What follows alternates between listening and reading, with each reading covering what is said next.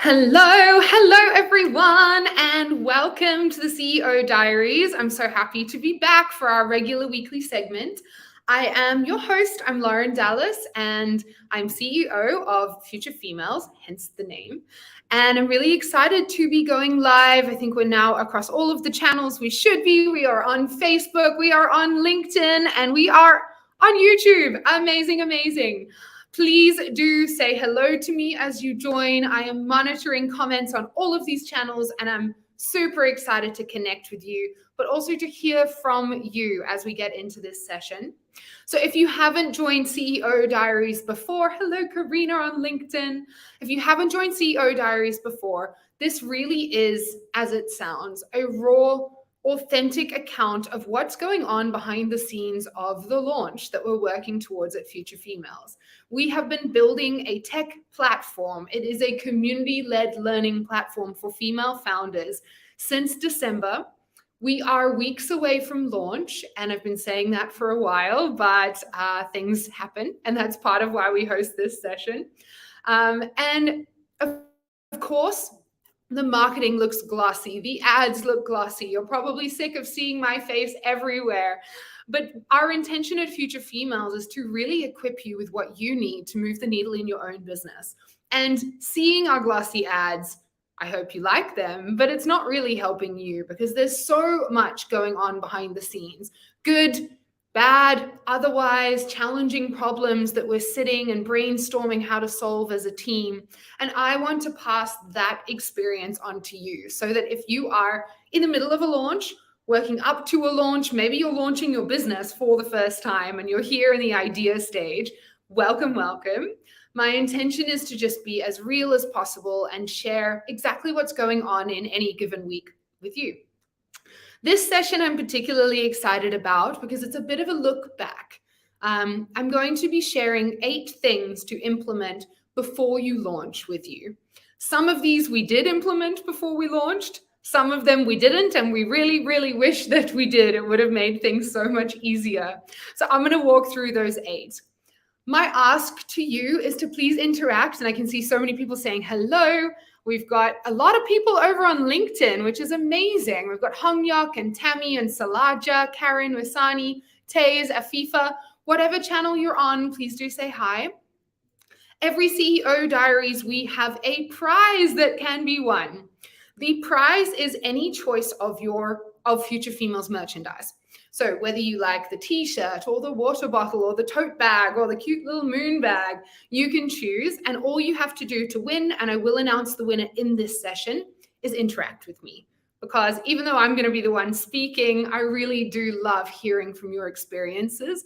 And also, you are all founders at different stages going through your own really valid experiences and learning. So please do share as I go through, ask questions as I go through as well. And I will pick a winner at the end, which is always so much fun.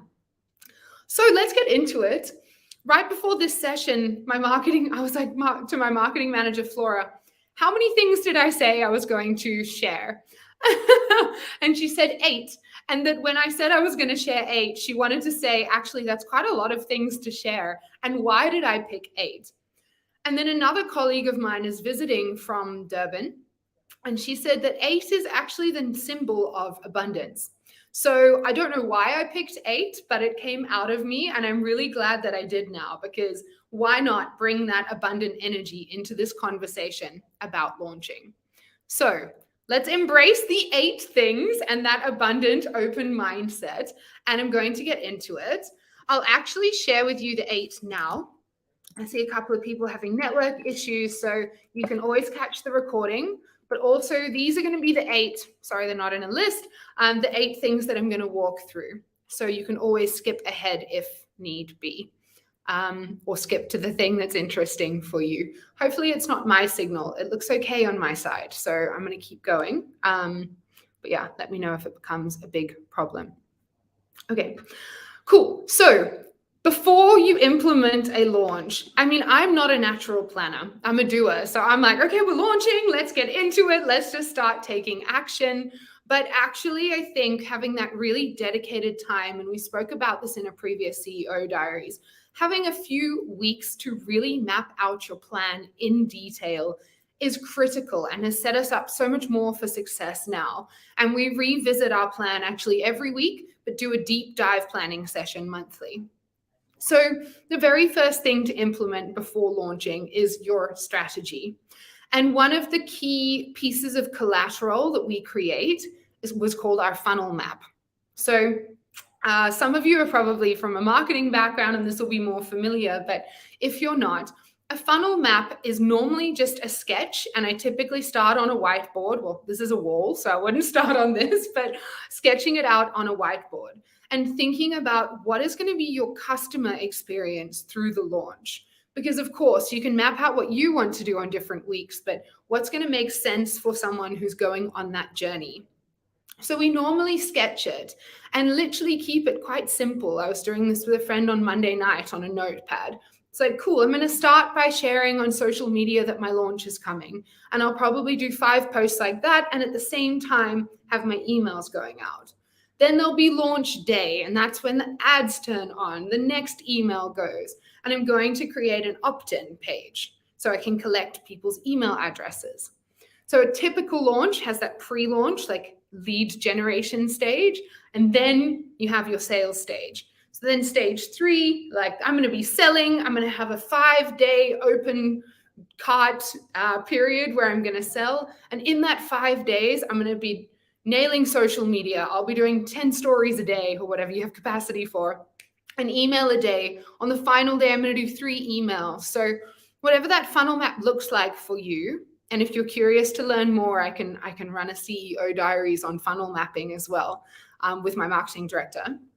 But whatever that map looks like for you, I would always suggest as the starting point, because it's easy to start writing a project plan and be like, oh, I need all these emails, I need all these posts, but what is it all building up to from a customer experience perspective? So literally sitting and sketching the whole thing is where we started. What is it going to look like? Okay, cool, Lauren. I'm going to nail Flora on that now. We'll also share a really cool funnel mapping tool. I'll tell you the name of it now so you can have a look before that session. It's called Funnelytics. Funnelytics, if you are not a sketcher, will help you map out what that initial launch plan, your funnel map, looks like. And it's a system that's already got funnel maps in it. So you can also just pick the one that's going to work for you. So we always like to start with that and then break it down into, okay, if this is my map, how many emails really is that? How many posts really is that? How many videos do I need to make for the whole way along? It helps you like really plan your own time and also your other resources. You know, if maybe you're briefing a copywriter, you can do it all in bulk and not get into it and be like, oh gosh, I don't have anything that's going out tomorrow, because you've mapped it and broken it down like that. So I think that that would be the best place to start when you're thinking about launching. If you don't know what these funnel maps are, I'm going to run a session on it, but you can also just Google them. Google funnel map for your industry and you will find really good examples. I think as entrepreneurs, we often want to reinvent the wheel, be innovative and creative, do things differently and surprising. At least I know I do, but I've really learned, and now we do a lot of launches, stick to the recipe or the cake and then put the icing on top. So follow the specific framework and funnel map and put your personality and flavor on the top. Afifa, you can't view my screen.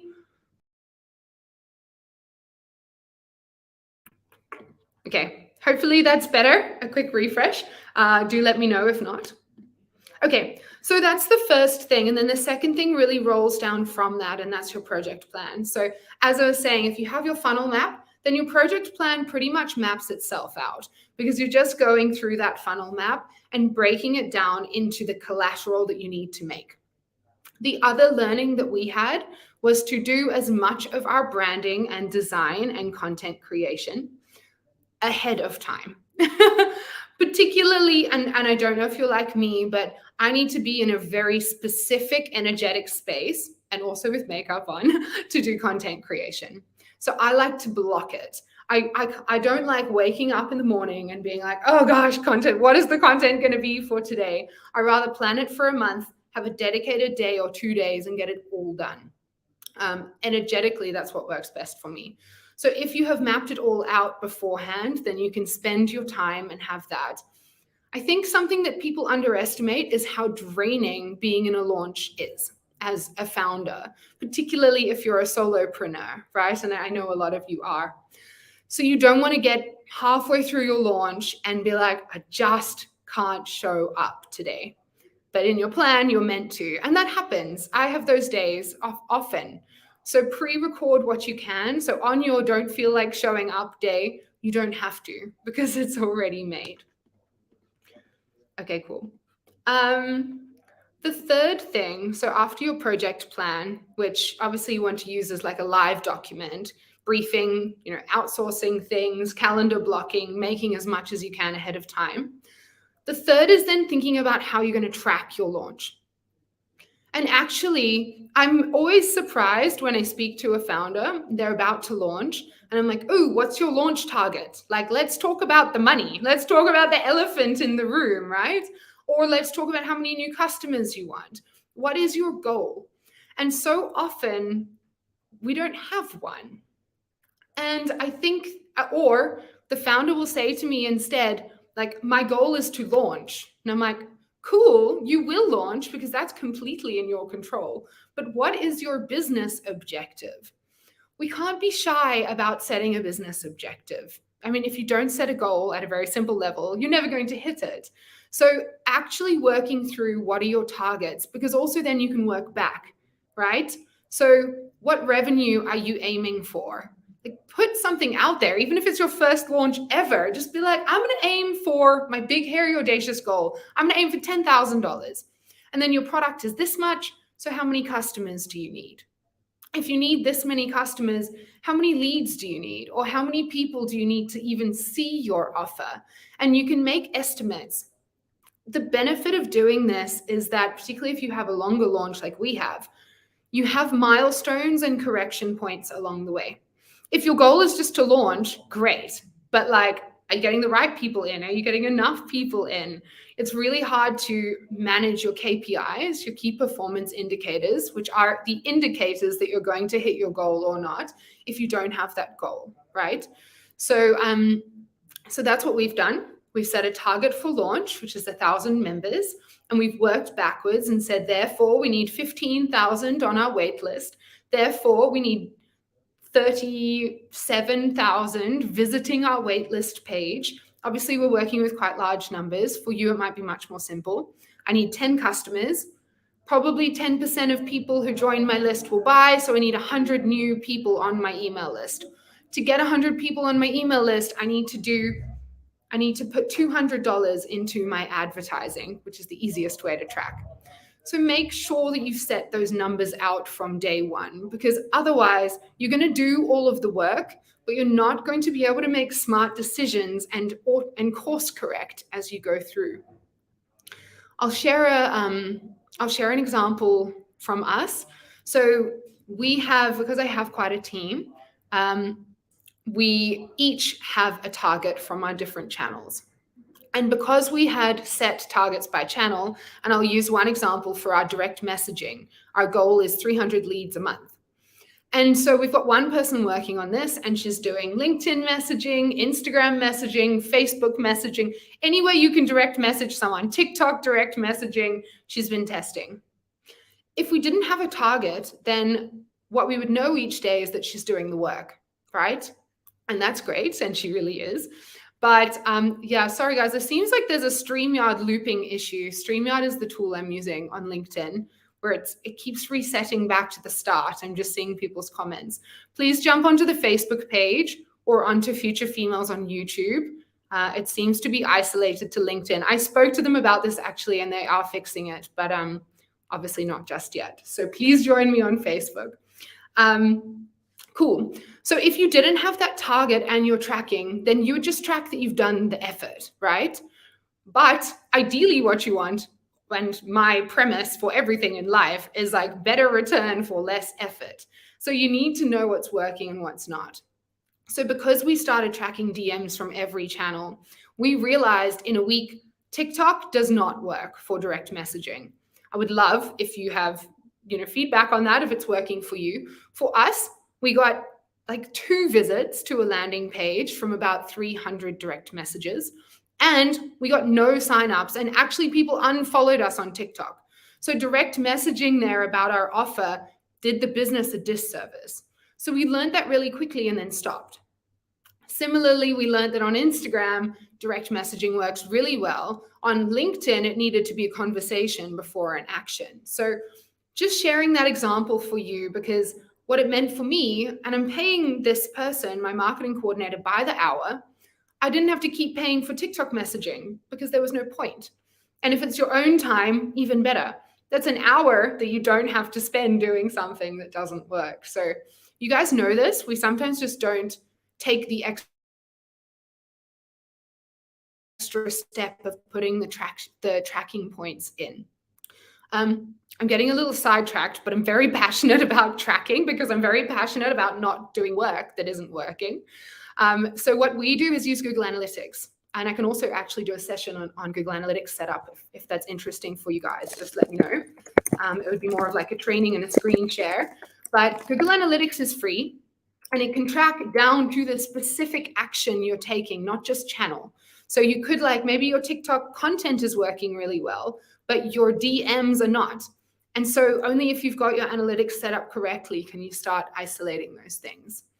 If you're just launching your business and this feels overwhelming, fair enough. But I really would, and I say this when I teach Facebook ads, don't bother spending your money or putting in your time, which is also your resource, until you have your tracking in place, because you're never going to know if you're wasting your time and money or not. Okay, so tracking, hopefully you're all sold. Like, yes, I should get a commission for tracking, although Google Analytics is free. Cool. The fourth thing that I am very excited about before launching, and it does require having that launch target and your tracking in place, is your celebration milestones, right? Oh, Lauren, don't worry, you'll do it next time. If you're not embarrassed of your launch, then you're moving too slowly, right? That's the old adage. So put it on the list for launch 2 or 3 or wherever you're at. Okay, so celebrating. We have to celebrate as we go through. Something that we really make a concerted effort to do inside Future Females is not just celebrate the revenue outcome. Of course, if we hit that goal, we're going to have a massive party, but we also celebrate along the way. So those, we were talking about working backwards from your goal. How many email leads would you need? How many posts would you need to do out on social? What planning is needed to do that? We have our milestones all the way, and we create team and individual incentives around it.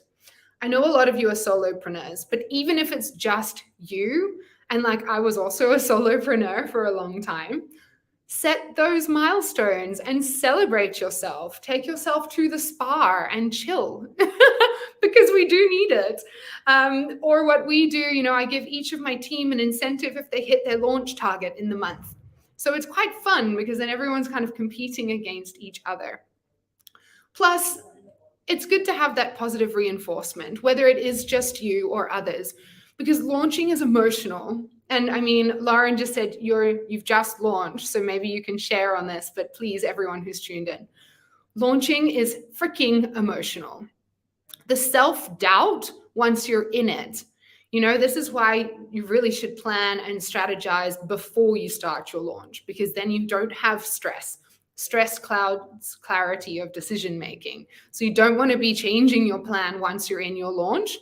But it's inevitable that little voice comes up and is like, oh, but maybe this is a better idea. What if this plan isn't good enough? Oh my gosh, I don't think this is working.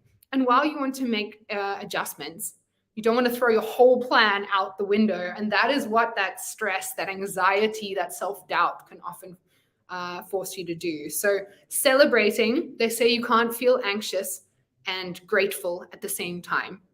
So celebrating what you've done, feeling grateful for the progress you've already made is a really important counter to that stress and anxiety that will crop up. But I'm also going to talk a little bit about that. Yeah, I see Lauren saying very 100%. And Rachel, yes, keep going. Karina, celebrate the small wins has helped me so much. It makes it easier to actually keep going. Absolutely. Also, it's so often built into corporate, right? Friday night drinks and bonuses, and then suddenly we're by ourselves and it's way more stressful and there's way less celebration. So, good. If that's the only takeaway I leave you guys with, I feel like my job is done. I really love celebrating. Let me just have a look. Mandisa launched my business in 2021 and created a product last year and didn't even launch it. And that's actually a very viable strategy. You don't have to do a big launch, but you also don't have to launch when you enter it into the market, right? You could do a Black Friday launch or a Christmas launch or whatever makes sense for you. But congratulations on starting your business. Super exciting. Okay, perfect. So the fifth takeaway or the fifth thing that I would really suggest doing before you implement is your design and branding. I actually did touch on this before in terms of making as much ahead of time as you can. So I won't labor this point. But for anyone who's just joining, I see Sabrina's just joined from Dubai. Have as much of your design collateral made upfront as possible. Make your videos, make example stories for social media, at least make your templates. So that, and particularly what we have and what you will have is your business as usual activities and then your launch activities. And what you know is your business as usual. For example, let's say you post on Instagram 4 times every week. That's business as usual. Whether you're in launch or out of launch, you're going to do that as a minimum. It's really predictable and it's easy to do that ahead of time. So my suggestion is not just planning your launch campaign, but mapping out that stream of business as usual activities. Do you send a newsletter every Friday like we do? We can pre-write the 4 business as usual newsletters so that while we're in launch and the whole team is focused on that, we don't have to worry about the other expected commitments in our business. Do you do your financial reporting at the end of every month? Like whatever those really predictable things are, also try and do them as much as possible before your launch period. Block 2 days, do your business as usual stuff so that your headspace can be entirely focused on launch. Okay, cool. Ooh, fun. My next one, the sixth thing to implement before you launch is your budget, right? And a couple of ways that I would be thinking about this. Number one, you know what your launch target is. We spoke about this before. And ideally, it's not launch, it is this amount of revenue. For a lot of people, you will be doing organic and paid marketing tactics, particularly if you are a new brand or you don't already have a large audience. We have quite a large email list, but we're still running paid campaigns on Facebook, Instagram, YouTube, TikTok, because paid marketing gives you access to a very specific and new audience. That's how you're going to reach new people with the least personal effort. So if you can put aside marketing budget for your ads, then please do. And obviously, well, not obviously, you will forecast how much you should spend by working backwards again. So we said like you need 10 customers, that's 100 new email leads. How much is an email lead? Typically, you'll know if you've ever done a campaign before, let's say $2. If you don't know, you can just look up benchmarks. So try as much as you can to forecast your marketing expense. Then the other things that you'll want to consider in that budget are your operational expenses. And so just splitting these out in the budget is helpful too. And that is things like your team, or if you don't have a team, like freelancers that you might need to use, particularly anything specialist.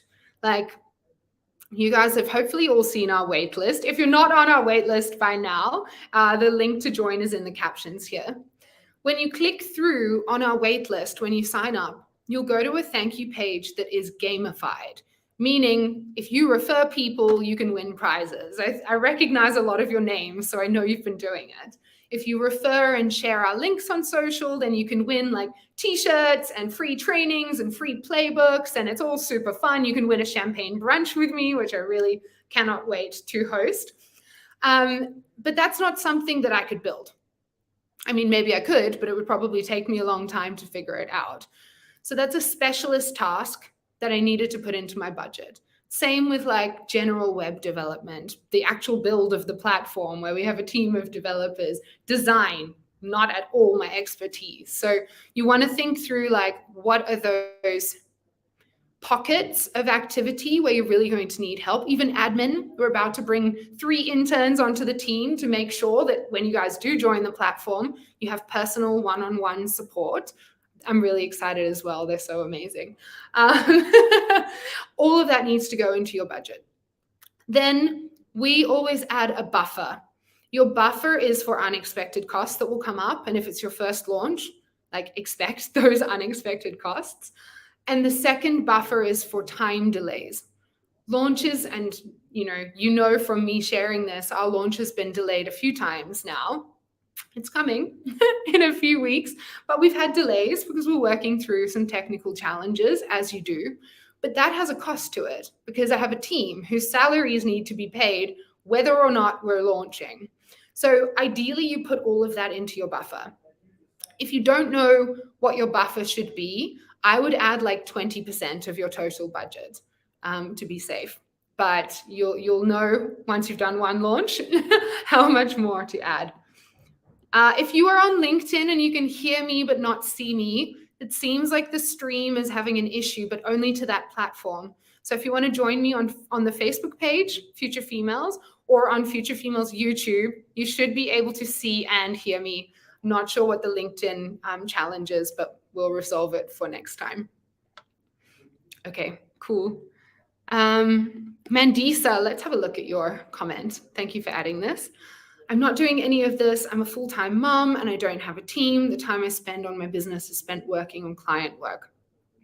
I really, really love that you shared this. It's actually such a good point because even while we're planning for a launch, we have to keep the lights on in the business. I'm the lead business developer at Future Females. I have people who support me now, but actually like selling is my job. So even though I'm doing this launch in the background, I still have to do other things. The advice to focus, like focus is how you're going to get ahead, I think is very true advice, but also unrealistic for a lot of us. I actually can't afford to only focus on one thing because we need to keep the revenue coming in. I need to have predictable revenue for the next 6 months because we don't know exactly how the launch is going to go. So Mandisa, I guess I'm not in the same shoes as you, but I can empathize with what you're saying. And don't feel bad if you have multiple things on. I really think focus is amazing, but it's also a luxury that some people don't have. If you need to keep your part-time job, keep your part-time job. If you need to keep doing client work, carve out time specifically for that. So yeah, don't be too hard on yourself. Be kind to yourself. You're managing a lot. And yeah, keep on keeping on. Also, you're going to set your launch timelines according to your capacity. So, maybe have a longer planning time, maybe have longer for your content, do 1 launch a year rather than 2, and put all of your energy into that. A colleague of mine actually just went from 2 launches to 1 per year, and his 1 launch did 150% better than the sum of the 2 launches. So more launching is not necessarily better, which is something I and my team have learned the hard way. Sabrina, if you have a question for me, you can just add it to whatever channel you're on. I see you're on Facebook. Yeah, it's all coming into me in the tool we use, which is called StreamYard. Let's pop this one on by speaking because there are things maybe we could explain better and how we can refer. Perfect. Yeah, just add your comments into the Facebook chat, Sabrina. I can see all of them. Cool. Lauren, you launched our reading app this week and today had your very unexpected delay. Encountered a bug where emails weren't sending to our volunteers, so no one had a link to log into reading sessions. Had to stop our whole operation today. Oh, Lauren, I'm feeling for you, but we have to expect the unexpected. And I know that when you're in it, you feel gutted when something goes wrong because you've prepped for so long. I can share with you, I run a high ticket program, my creator mastermind, where I help people basically create their own future females, their own community and courses. And I do one launch a year, that's it. And I launch with a webinar.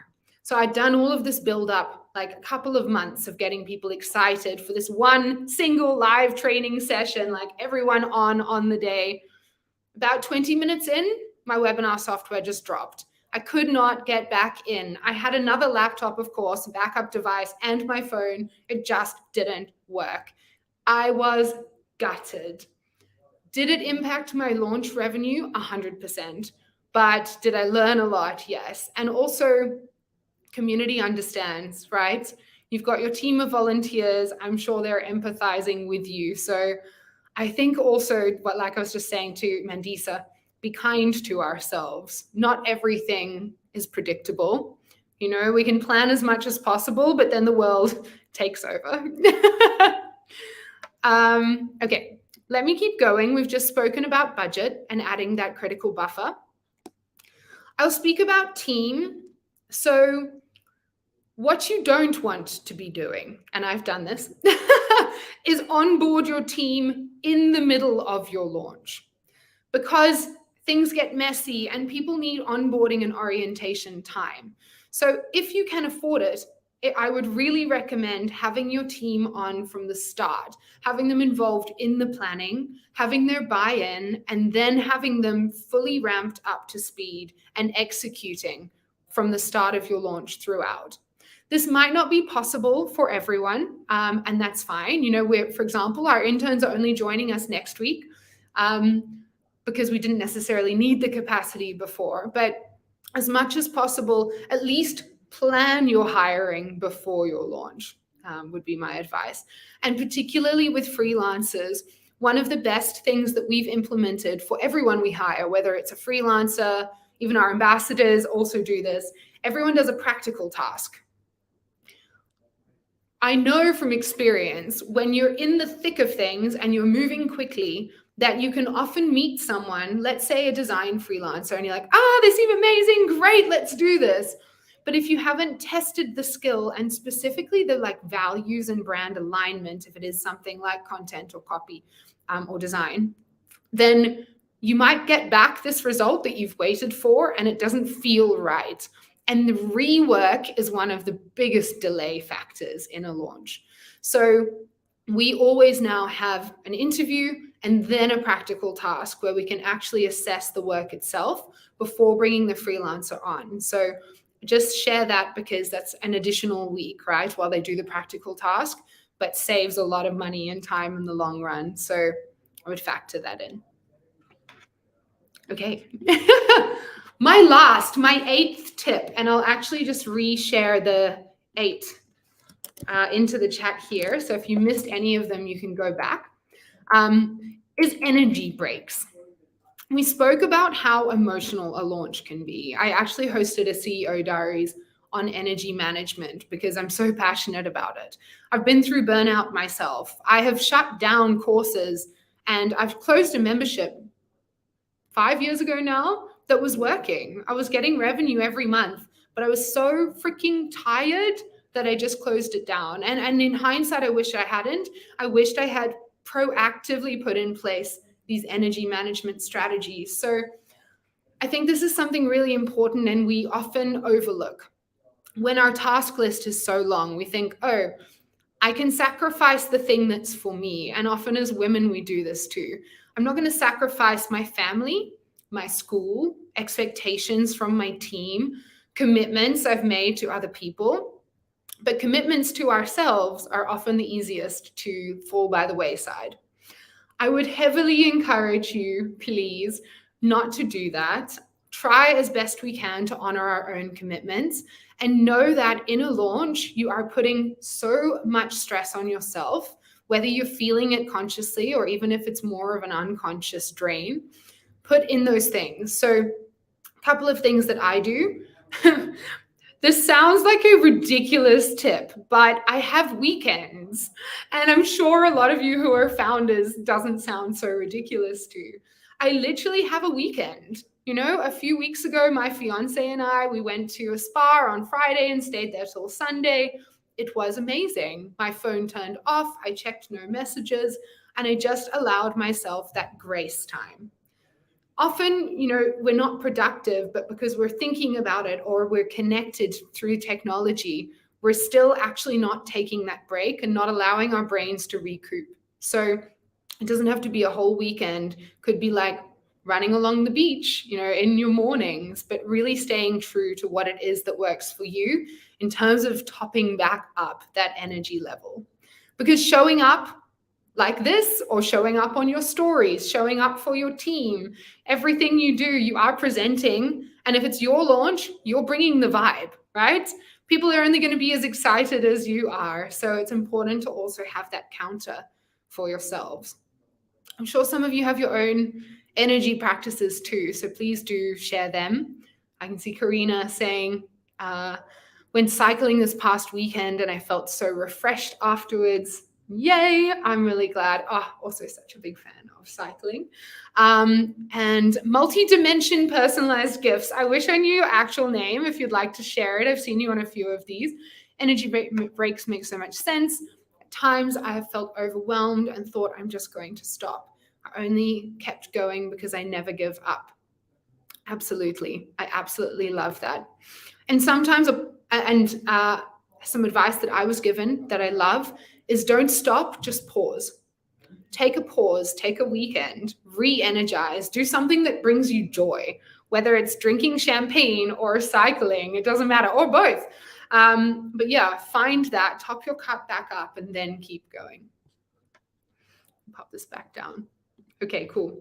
So they were the 8 tips. Guys, if you have any questions now, please do ask me. I know it's also been one of our longest sessions, so thank you for sticking with me. And thank you for all of the shares as well in the chat. I have absolutely loved it. So we do, of course, have a prize, and I'm going to award it in just a second. I realized I awarded the same person twice in my excitement last week. So I'm just making sure this person hasn't won before. And I'm going to check if there are any more shares or questions in here as well. Sabrina, you posted your picture to different blogs with the Future Females logo. Amazing, Sabrina. So what Sabrina's talking about, guys, is our manifesto. At Future Females, we have a manifesto. It guides, it really is what is a future female. And it speaks through the common attitude that I'm sure we all share because we're here connected in this beautiful digital space. So if you would like to, once you're on the wait list, you can just send us an email with a photo of yourself. We're going to make you a personalized banner, which has a picture of you and one of our manifesto empowerment statements on it, so that you can then share that out with the world. We're also working on our founding member banners as well. I think you're going to love them. Our founding members are going to be the people who are on the wait list who get access to the platform first. So if you're on the wait list, you'll have that opportunity. Then you'll get your own banner. You'll be immortalized on our website. You'll also get a big discount. So yeah, thank you for sharing that, Sabrina. That is amazing. All righty. Okay, I'm going to award our winner. And firstly, a reminder of your prize is any item of Future Females merchandise that you like. You can check out all the options on our Instagram shop.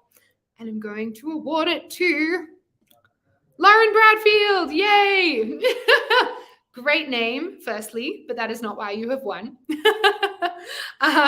Thank you for sharing. Very excited to learn more about your business as well and your own launches. And also thank you for just your unexpected delays and how you're coping with that, and also wishing you the best of luck and success as you cope and work through that.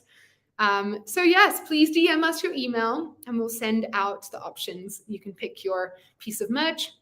And if anyone is waiting on their merch, if you have been sharing the wait list, if you have been earning those rewards, you've earned your t-shirt or your water bottle, we were going to wait until the platform is officially opened, but we're actually now working on sending those out to you in the next week or two. So get excited. Can't wait to see you all in your Future Females t-shirts.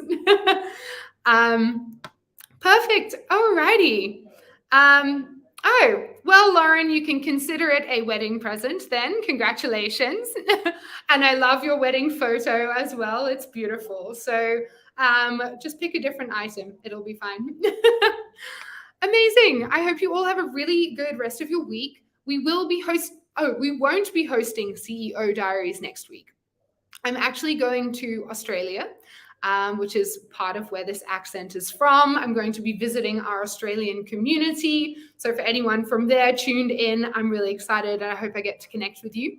So no CEO Diaries next week, but I will be sharing an email with a little video and a very exciting, I'm excited, freebie for all of you. It is a workbook on how to map your time and manage your productivity most effectively. So keep an eye on your inbox for next week, and then I'll be back with you in 2 weeks. Perfect. Have an amazing week. Bye, everyone.